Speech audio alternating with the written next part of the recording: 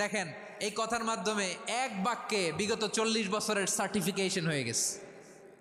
কথা বলেন ঠিক কিনা? বিগত 40 বছর আমার নবী মক্কায় কেমন লাইফ লিড করেছেন, এক বাক্যে সার্টিফিকেশন, মা জাররাবনা আলাইকা ইল্লা সিদকা।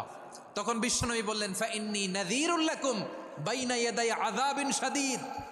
যদি আমার কথা বিশ্বাস করো তাহলে জেনে রাখো, যদি মূর্তি পূজা আর এই শিরকি কর্মকাণ্ড ছেড়ে না দিয়ে এক আল্লাহর পথে ফিরে না আসো, কঠিন আযাব তোমাদের জন্য অপেক্ষা করছে। আওয়াজ করে পড়েন আল্লাহু আকবার।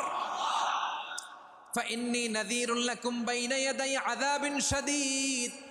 ভয়ঙ্করতম শাস্তি তোমাদের জন্য অপেক্ষা করেছে, আমি সেই শাস্তির সতর্কতা দিতে এসেছি।